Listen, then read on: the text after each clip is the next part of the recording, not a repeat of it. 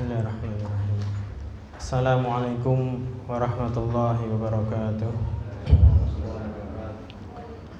Innal hamdalillah nahmaduhu wa nasta'inuhu wa nastaghfiruh wa na'udzu billahi min shururi anfusina wa min sayyiati a'malina. Man yahdihillahu fala mudilla lahu wa man yudlil fala hadiya lahu. Asyhadu an la ilaha illallah wahdahu la syarika lah wa asyhadu anna Muhammadan abduhu wa rasuluh. Ya ayyuhalladzina amanu taqullaha haqqa tuqatih wa la tamutunna illa wa antum muslimun. Ya ayyuhan nasu taqu rabbakumul ladzi khalaqakum min nafsin wahidah wa khalaqa minha zawjaha وبث منهما رجالا كثيرا ونساء واتقوا الله الذي تساءلون به والأرحام إن الله كان عليكم رقيبا يا أيها الذين آمنوا اتقوا الله وقولوا قولا سديدا يصلح لكم أعمالكم ويغفر لكم ذنوبكم ومن يطع الله ورسوله فقد فاز فوزا عظيما أما بعد.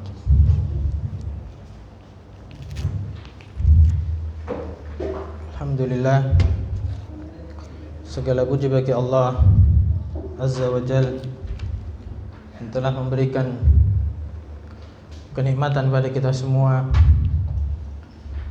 kenikmatan kesehatan, kenikmatan waktu luang, dan kenikmatan yang paling besar yaitu nikmat hidayah, hidayah Islam, hidayah iman, sehingga pada kesempatan kali ini kita bisa dikumpulkan di salah satu masjid dari masjid-masjid Allah yang diberkahi oleh Allah Subhanahu wa taala, yang di dalamnya kita mempelajari ilmu-ilmu Allah, Al-Qur'an maupun hadis di dalamnya pada pengajian-pengajian yang lainnya.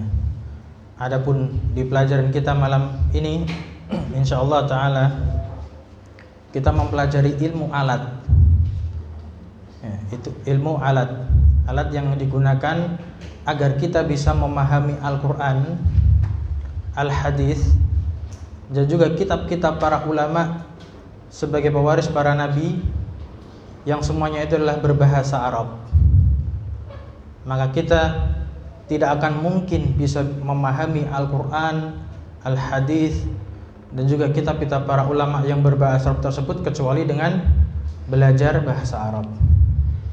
Maka pada kesempatan kali ini biidnillahi ta'ala wa bi'aunihi, dan juga dengan pertolongan Allah Subhanahu wa ta'ala, kita memohon agar diberikan keistiqomahan di dalam belajar agama, di dalam belajar bahasa Arab tentunya. Karena di dalam belajar bahasa Arab ini dibutuhkan kesabaran yang ekstra. Insyaallah ta'ala kita akan mempelajari qawaid lughah Arabiyah, kaidah-kaidah bahasa Arab, yaitu pada ilmu sharaf dan juga ilmu nahwu. Adapun ilmu sharaf kita menggunakan buku Al-Kafi fi ilmi sarfi, yang artinya Al-Kafi itu sesuatu yang cukup, sesuatu yang cukup di dalam ilmu sharaf. Buku ini untuk pemula. Kita semua adalah pemula karena kita baru belajar. Meskipun usia kita beda-beda, alhamdulillah. Ada yang masih anak-anak, ada yang sudah masih remaja, dan bapak-bapak ada yang sudah sepuh. Alhamdulillah, nikmat Allah kita masih diberi kesempatan untuk bisa mempelajari ilmu agama ini. Adapun untuk nahwu, kita menggunakan buku Al-Muyassar fi ilmi nahwi. Artinya Al-Muyassar itu sesuatu yang dimudahkan di dalam ilmu nahwu. Ini juga buku untuk pemula di dalam belajar ilmu nahwu. Untuk sesi yang pertama, yaitu ba'dal maghrib sampai isya, insyaallah kita belajar sharaf terlebih dahulu. Kita mengikuti sebagian perkataan ulama bahasa yang mereka mengatakan bahwasanya anna as-sarfa ummul ulum. Kalau saraf itu adalah induknya ilmu, wa nahwa abuha, sedangkan nahwu itu bapaknya. Jadi kalau ada yang belum tahu apa itu sharaf, apa itu nahwu, cara mudahnya kalau ilmu sharaf itu agar kita bisa membaca sejak awal kata. Itu ilmu sharaf. Bahasa Jawanya muni ngarep gitu. Bunyi sejak depannya, sejak awal kita mau membaca suatu kata dalam bahasa Arab itu dipelajari pada ilmu sharaf. Adapun ilmu nahwu itu adalah ilmu yang mempelajari akhir dari masing-masing kata di dalam sebuah kalimat, sehingga kita bisa memahami kalimat dengan benar sesuai dengan susunannya. Nah, itu kalau nahwu. Jadi urutannya itu kita belajar sharaf kemudian nahwu. Sebagian ada yang mencukupkan belajar nahwu saja karena di kitab-kitab para ulama yang nahwu itu memang sebagian sudah ada sharaf di dalamnya. Namun untuk pemula, terutama kita sebagai warga negara Indonesia, orang ajam non Arab, itu lebih baik disendirikan, dibedakan antara ilmu sharaf dan ilmu nahwu sendiri. Tapi kita memulai dengan membuka buku Al-Kafi fi Ilmi Sarfi. Seperti biasa pada setiap buku diawali dengan muqaddimah. Di situ di muqaddimah penulis memulai dengan memuji Allah Subhanahu wa taala. Menyebutkan kebaikan-kebaikan dari Allah Subhanahu wa taala, karunia dari Allah Subhanahu wa taala. Kemudian beliau juga bersolawat dan salam atas Rasulullah sallallahu alaihi wasallam beserta para sahabatnya dan juga orang-orang yang mengikuti beliau. Kemudian beliau menjelaskan fa inna hajata abna'il muslimina ila ma'rifatil lughatil arabiyyah pada paragraf kedua, dan seterusnya itu beliau menjelaskan bahwasanya kebutuhan anak-anak kaum muslimin, ya meskipun sebagian kita sudah bukan anak-anak ya, kita artikan kebutuhan kaum muslimin secara umum untuk memahami bahasa Arab adalah perkara yang doruri, perkara primer, kebutuhan pokok, doruriyun jiddan. Jadi kebutuhan kaum muslimin terhadap pengetahuan bahasa Arab itu adalah kebutuhan yang sangat pokok. Karena dengan bahasa Arab itu merupakan sebab untuk bisa memahami Al-Quran dan Sunnah. Dan Allah Subhanahu wa ta'ala telah memerintahkan kita agar kita berpegang teguh dengan Al-Quran dan Sunnah, dan juga mengamalkan apa yang ada di dalamnya. Dan tidak mungkin kita bisa memahami Al-Quran dan Sunnah dengan pemahaman yang sempurna kecuali dengan mengenali bahasa Arab, yaitu bahasa Al-Quran. Terlebih lagi ilmu nahwu dan juga ilmu sharaf. Maka kemudian beliau penulis menjelaskan bahwasannya buku Al-Kafi jilid pertama ini nanti berisikan tentang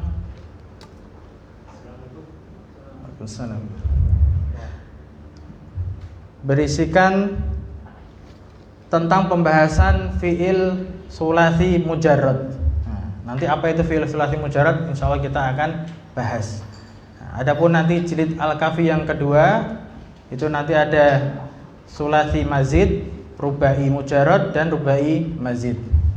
Adapun Al-Kafi jilid yang ketiga nanti berisikan tentang pembahasan fi'il mu'tal. Fi'il mu'tal, mahmuz dan juga mudha'af. Apa saja itu mungkin bagi yang pemula tidak usah terlalu dipikirkan ini. Yang penting kita memulai dari nol semua. Kita masuk pada pelajaran yang pertama, mulai halaman 1,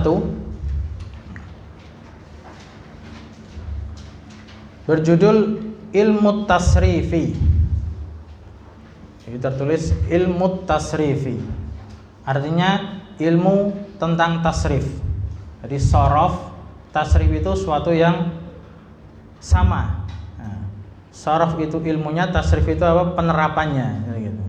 Jadi nanti ada istilah tasrifan, Itu perubahan dari satu kata menjadi kata-kata yang lain.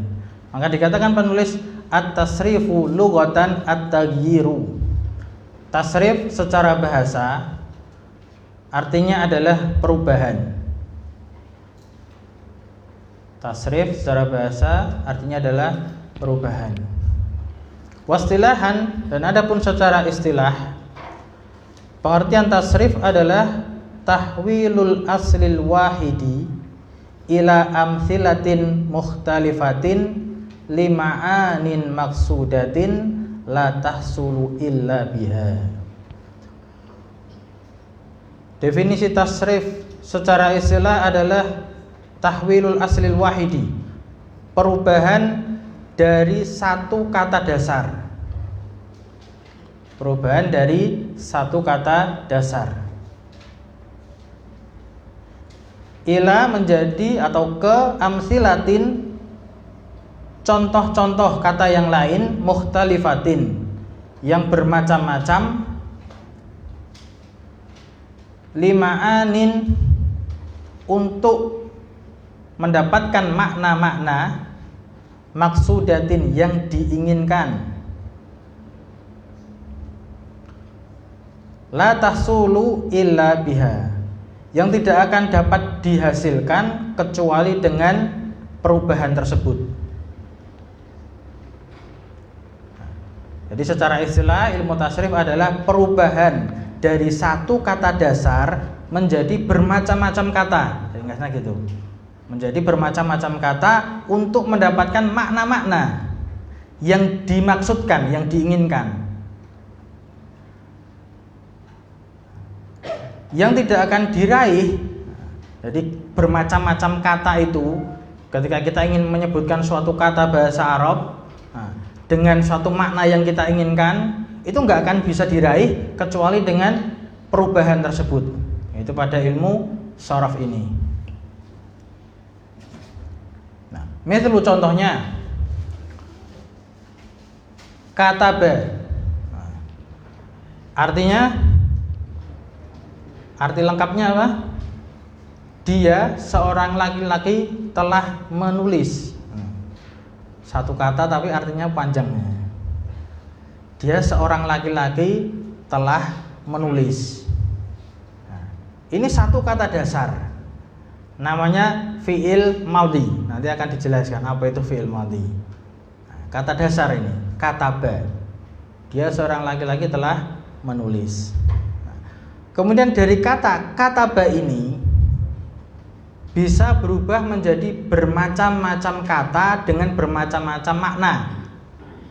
Tergantung apa yang kita inginkan, yang kita maukan untuk mengucapkan atau kita sampaikan itu yang maknanya seperti apa.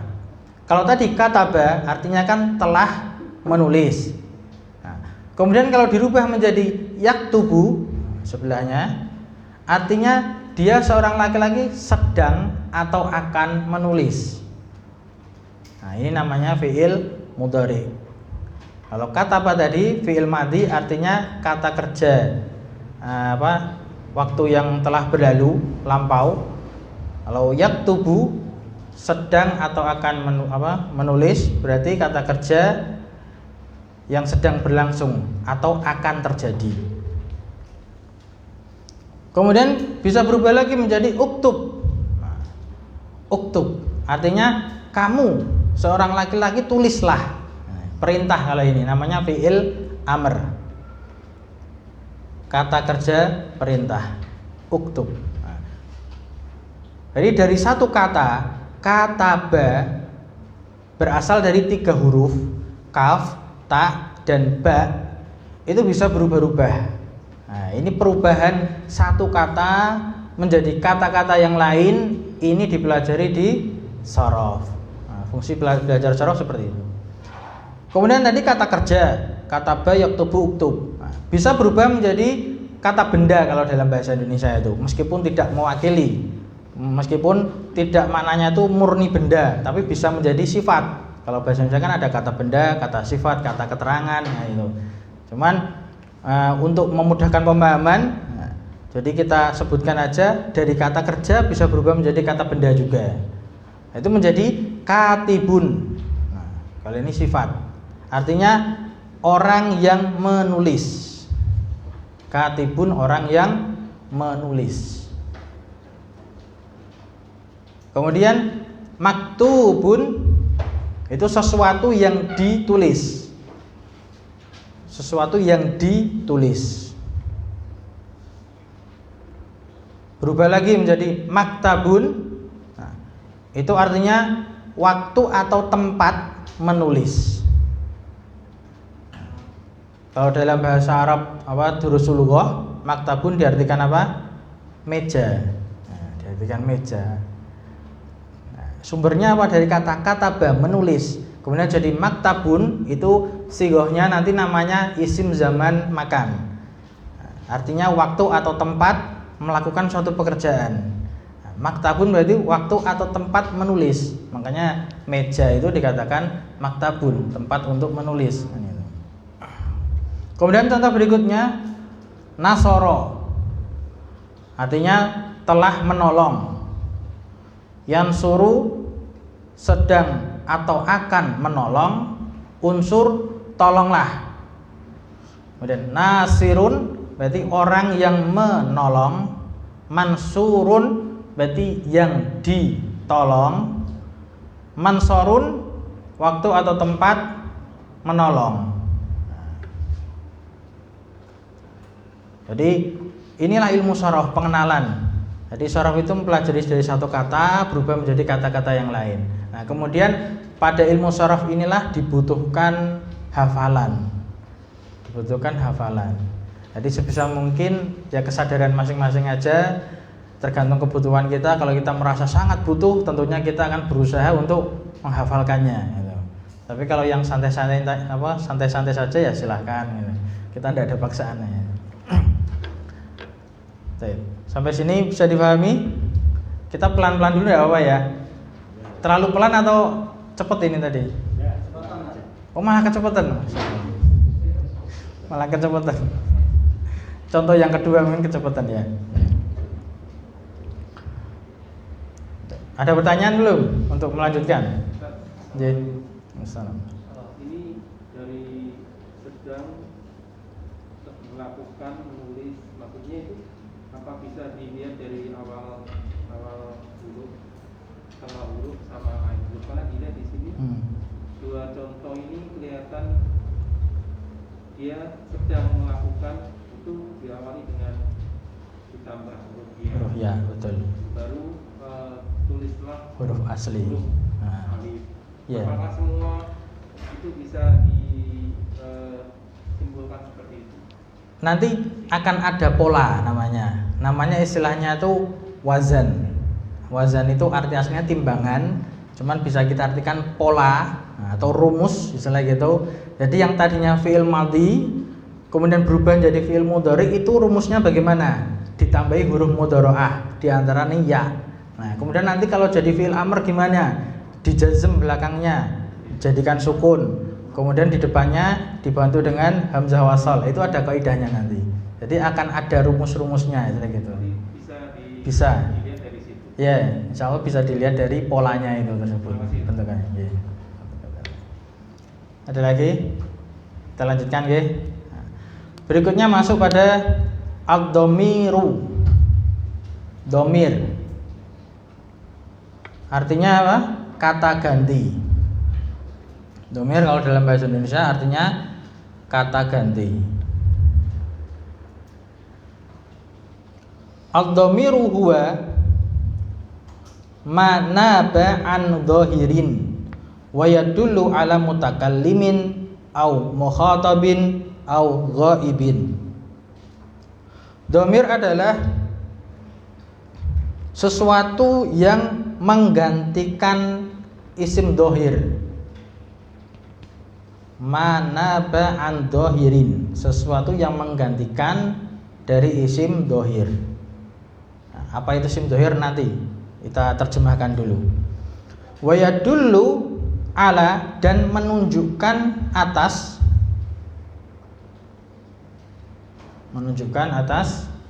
mutakallimin, orang yang berbicara,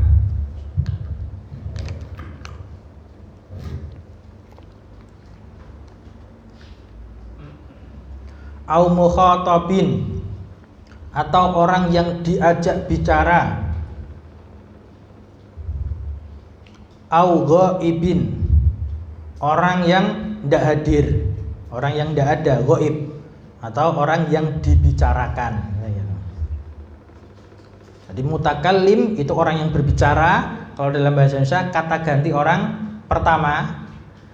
Mukhatab itu yang diajak bicara, berarti kata ganti orang kedua. Ghaib itu orang yang dibicarakan, orangnya nggak hadir, berarti kata ganti orang ketiga. Kita ulangi, dhamir adalah sesuatu yang menggantikan isim dhohir yang menunjukkan atas seseorang yang berbicara atau yang diajak bicara atau yang dibicarakan. Nah, kemudian pertanyaan, apa itu isim dhohir? Isim dhohir adalah suatu kata yang nampak, yang dhohir ya, nampak menunjukkan pada dirinya sendiri, menunjukkan pada maknanya dia sendiri, dan tidak membutuhkan sambungan dengan kata yang lain. Sambungan dengan kata yang lain. Nah, mungkin maksudnya gimana? Maksudnya, kasih lanjutan, yaitu berbeda dengan dhamir atau isim isyarah atau isim mausul. Nanti akan ada bab-bab seperti itu. Tidak usah dicatat, tidak apa-apa, ini buat wawasan dulu. Nah, bedanya apa? Kalau dhohir itu dia menunjukkan makna kata dia sendiri yang nampak, tidak membutuhkan sambungan pada kata yang lain. Misalkan kalau dhamir, nah, dhamir nanti contohnya huwa, artinya dia.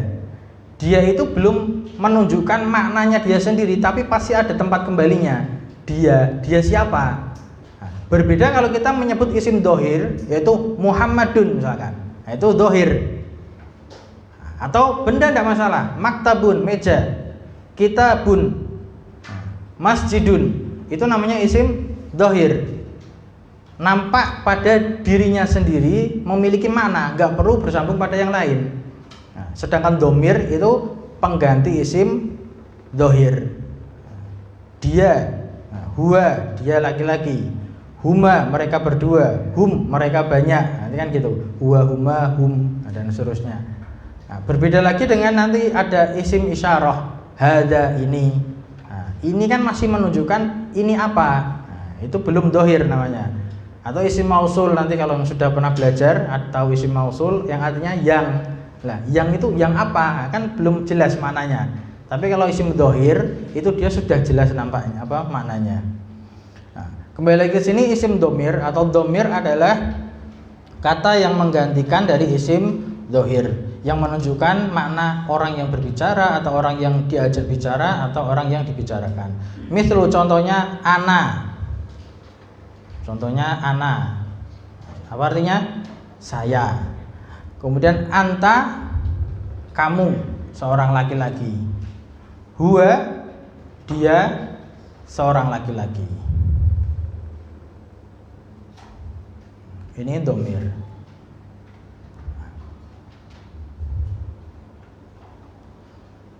Kemudian dijelaskan berikutnya, ad-dhamiru itu terbagi menjadi dua. Dhamir terbagi menjadi dua, yaitu munfasilun wa muttasilun. Munfasilun itu artinya terpisah. Terpisah, munfasilun. Adapun muttasilun artinya bersambung. Dia bersambung. Terpisah itu maknanya gimana? Berdiri sendiri. Kalau bersambung itu dia bersambung dengan kata yang lain, entah bersambung dengan huruf atau bersambung dengan isim atau bersambung dengan fiil. Huruf itu kalau kita sudah tahu. Isim itu apa? Nanti insya Allah akan kita pelajari. Fiil itu apa lagi ya? Nanti akan kita pelajari. Yang jelas dhamir ada dua, munfasil terpisah berdiri sendiri, sama muttasil bersambung dengan kata yang lain. Yang munfasilun di sini penulis hanya memberikan contoh, bukan apa ini contoh yang lengkap, tapi memberikan contoh cuman 1 2 3 4 5 6 7 8. Kalau yang lengkap jumlahnya ada berapa? Domir, ada yang tahu? Sudah ada yang pernah belajar? Domir jumlahnya 14, kata gantinya 14. Nah, ini diberi contoh baru 8. Contohnya yaitu huwa, dia seorang laki-laki. Hiya, dia seorang perempuan. Anta, kamu seorang laki-laki. Masih bisa diikuti atau masih terlalu cepat? Masih mudah insya Allah ya. Masih halaman 1 ini. Kalau halaman 1 pusing bahaya ya. Hum, mereka banyak laki-laki. Hunna, mereka banyak perempuan. Antum, kalian banyak laki-laki. Ana, saya. Nahnu, kami atau kita boleh. Kalau dalam bahasa ada kami ada kita, itu boleh. Nah, pakai nahnu. Nah, adapun yang muttasilun bersambung. Nah, di sini penulis contohkan bersambung dengan isim, bersambung dengan kata benda, mudahnya gitu. Untuk memudahkan pemahaman ya. Ini diberikan contoh menyambung bersambung dengan kata benda. Itu daftaruhu. Berasal dari kata daftarun tambah huwa. Ini gitu.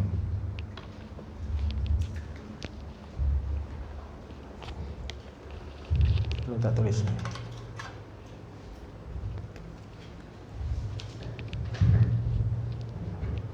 Sudah.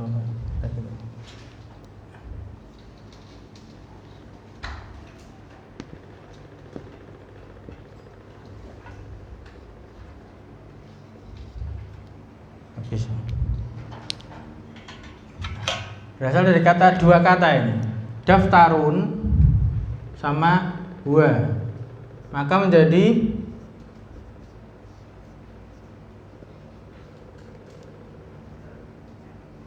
daftaruhu.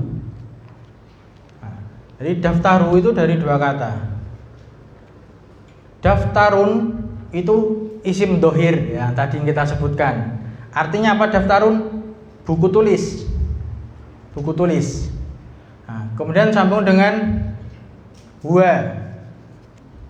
Nah, ini yang dibahas. Huwa ini domir. Nah, bersambung menjadi daftaruhu. Jadi domirnya ini adalah hu-nya di sini.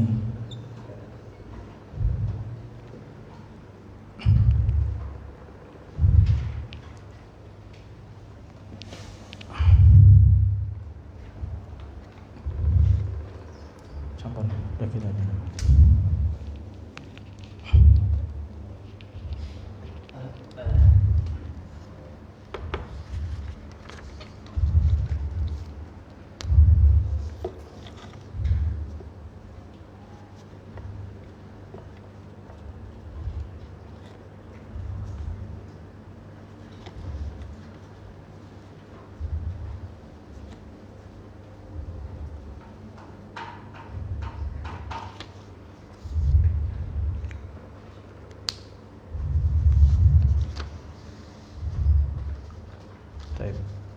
Nah, jadi kata daftaruhu itu berasal dari dua kata, yaitu daftarun tambah dengan domir huwa, maka jadi nyambung daftaruhu.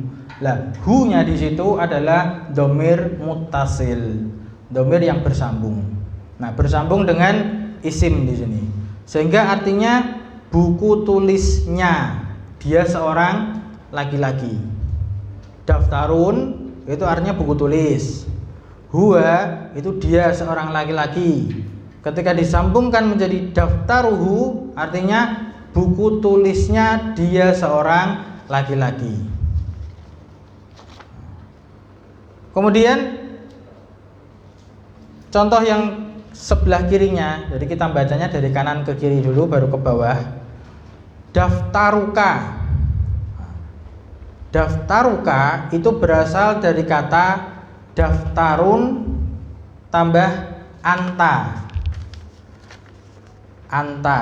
Nah, di situ antanya yang nomor 3. Sehingga menjadi daftaruka, artinya buku tulisnya kamu, seorang laki-laki. Ka itu menggantikan anta. Domir tapi yang bersambung dia sama dengan domir anta. Cuman ketika munfasil terpisah dia anta, ketika muttasil dia berubah menjadi huruf ka, kaf. Jadi daftaruka, bukunya atau buku tulisnya kamu, seorang laki-laki. Kemudian contoh yang ketiga, daftari. Daftari itu daftarun tambah ya mutakalim namanya. Artinya buku tulisnya aku atau buku tulisku. Daftari. Jadi fokusnya domirnya yang mana? Domirnya itu yang hu, ka sama ya mutakalim itu. Ya-nya tapi disukun harakatnya. Daftari. Kemudian contoh berikutnya baris yang kedua, baituhu, baituka, baiti. Berarti baituhu asal katanya apa? Baitun tambah huwa, jadinya baituhu. Baitun artinya apa? Rumah. Baituhu berarti rumahnya dia, seorang laki-laki. Baituka artinya rumahnya kamu, seorang laki-laki, rumahmu. Baiti rumahku. Pahami ya? Kalau contoh pertama sudah paham, pelan-pelan. Contoh berikutnya kita percepat, gitu. Atau tetap pelan-pelan aja, atau pelan-pelan aja. Gitu.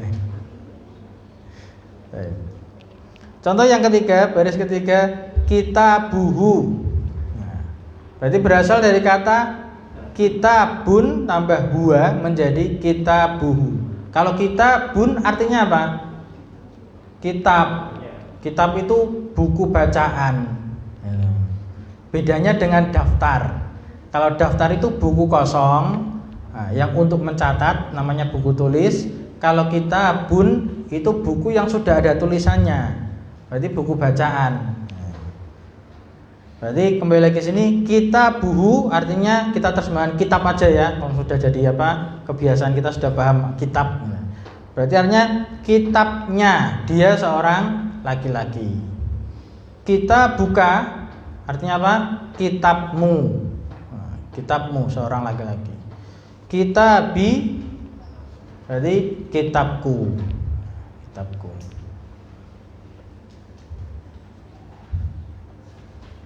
Nah, itu jenis domir. Untuk awal, kalau misalkan apa, kita masih ada banyak pertanyaan, itu wajar. Nanti lama-kelamaan insya Allah akan terjawab dengan sendirinya sampai kita membahas kitab sampai selesai insya Allah. Tapi kalau misalkan masih ada yang penasaran, pengen tanya dulu, ya kalau memang bisa saya jelaskan di awal, saya jelaskan. Tapi kalau memang itu belum perlu saya jelaskan di awal, nanti akan saya jelaskan suatu saat insya Allah Ta'ala. Itu akan kita jelaskan waktu yang akan datang saja. Karena namanya belajar itu ada prosesnya, ada tingkatannya. Istilahnya dari A ke B, C, D, E sampai Z. Nah, mungkin kita belajar masih halaman 1, misalkan kita masih bab A, maka kita sabar lebih dahulu. Nah, kemudian nanti B, C, D, kita mungkin ada pertanyaan di situ.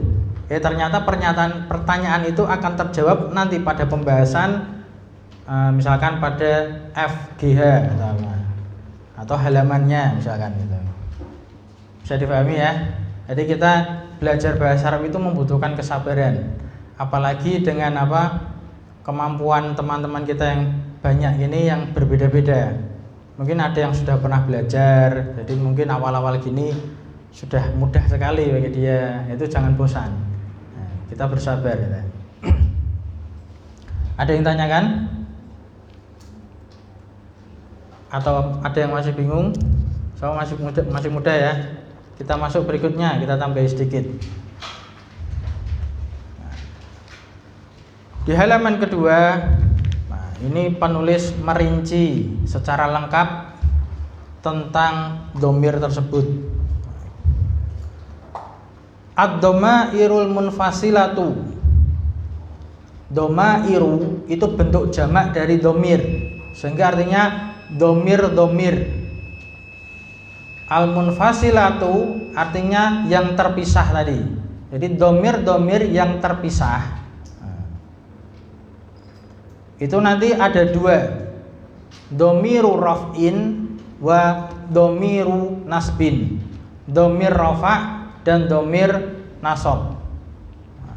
Nah, kalau pembahasan seperti ini, dhamir rafa' apa itu? Dhamir rafa' itu nanti suatu saat akan kita jelaskan, tidak sekarang. Yang penting sekarang shorof itu kuncinya hafalan. Nah, kuncinya dihafalkan dulu. Kemudian yang kedua dhamir nasab. Nah, dhamir rafa' munfasil itu sering disebut seperti itu.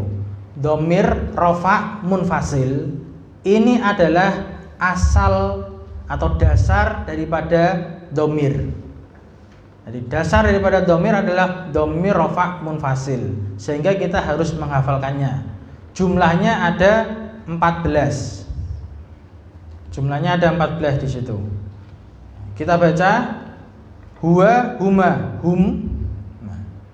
Kemudian hiya, huma, hunna, anta, antuma, antum, anti, antuma, antunna, ana, nahnu.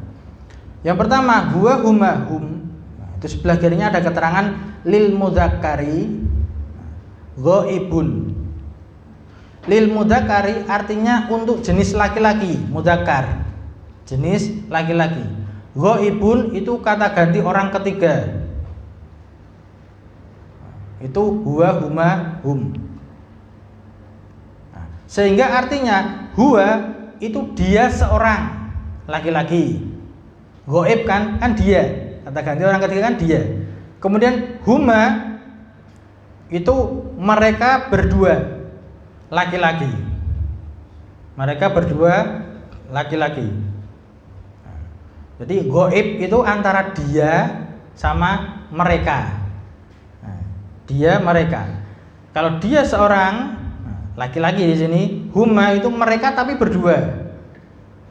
Kalau hum itu mereka banyak laki-laki. Jadi kalau di dalam bahasa Arab bilangan itu dibagi menjadi 3. Mufrad, kata tunggal. Musanna, kata 2 itu apa? Double atau ganda, kata ganda. Nah, kemudian jamak itu 3 lebih. Lebih dari 2, 3, 4, 5, 6 dan seterusnya itu namanya jamak. Jadi kalau 1 itu mufrad, 2 musanna, lebih dari 2 jamak. Sehingga terbagi di sini dhamir. Dia seorang laki-laki huwa, mereka berdua huma, mereka banyak hum. Kemudian yang baris kedua, hiya, huma, hunna lil muannatsi, untuk perempuan. Ghaib, lebih tepatnya ghaibah, karena perempuan. Untuk bentuk perempuan kata ganti orang ketiga. Sehingga artinya hiya sama seperti atasnya, dia seorang, tapi jenisnya beda. Jenisnya perempuan. Dia seorang perempuan. Huma sama seperti atasnya, mereka berdua, tapi jenisnya perempuan. Hunna mereka banyak perempuan. Bisa difahami? Mau adzan dulu atau gimana Pak? Jadi adzan dulu atau selesaikan ini? Selesaikan satu dhamir ini ya. Nah. Kemudian baris yang ketiga, anta, antuma, antum lil mudzakkari mukhatab. Nah, lil mudzakkari sama tadi artinya ya, untuk laki-laki. Mukhatab itu orang yang diajak bicara, berarti kata ganti kedua. Sehingga artinya anta itu kamu seorang. Kamu seorang laki-laki. Anta. Antuma kalian berdua laki-laki. Kalian berdua laki-laki. Antum, kalian banyak laki-laki. Kalian banyak laki-laki. Kemudian yang baris keempat, anti antuma antunna lil muannas, untuk jenis perempuan, mukhatab atau mukhatabah yang diajak bicara. Sehingga artinya anti, kamu seorang perempuan, antuma, kalian berdua perempuan, antunna, kalian banyak perempuan. Kemudian yang terakhir, ana nahnu. Nah, itu ana nahnu lil mudzakar wal muannas, untuk laki-laki maupun perempuan sama. Karena orang yang bicara, saya misalnya laki-laki yang bicara, ana, saya. Misalkan perempuan juga sama, bicara ana. Jangan mentang-mentang kalau laki-laki ana, ke perempuan ani, ya, enggak. Ya, ana sama-sama ana, ya. Jangan kalau kamu laki-laki anta, kamu perempuan anti. Saya laki-laki ana, saya perempuan ani, enggak gitu. Saya laki-laki atau perempuan sama, yaitu ana. Kemudian nahnu itu artinya kami atau kita. Kami atau kita. Itu lil mudzakkar wal muannas, sama untuk laki-laki yang perempuan. Mutakallim artinya orang yang berbicara. Nah, jadi yang dihafal ini kata dasar daripada domir, itu domir rofa munfasil. Ngapalkannya 3. Huwa, huma, hum, hiya, huna, hiya, huma, hunna, anta, antuma, antum, anti, antuma, antunna, ana, nahnu. Bisa dipraktekkan sendiri-sendiri ya, enggak usah jamaah. Sendiri-sendiri aja nanti. Huwa, huma, hum, hiya, huma, hunna, anta, antuma, antum, anti, antuma, antunna, ana, nahnu. Nah, sampai sini dulu pelajaran syaraf kita pertemuan pertama kali ini. Semoga Allah Subhanahu wa taala memudahkan kita di dalam memahami bahasa Arab, bahasa Al-Qur'an dan juga As-Sunnah. Semoga Allah Subhanahu wa taala memberikan kesabaran istiqomahan kita di dalam belajar. Aku qouli hadza astaghfirullahaladzim li wa lakum wa li sairil muslimin wal muslimat fastaghfiru innahu huwal ghafurur rahim.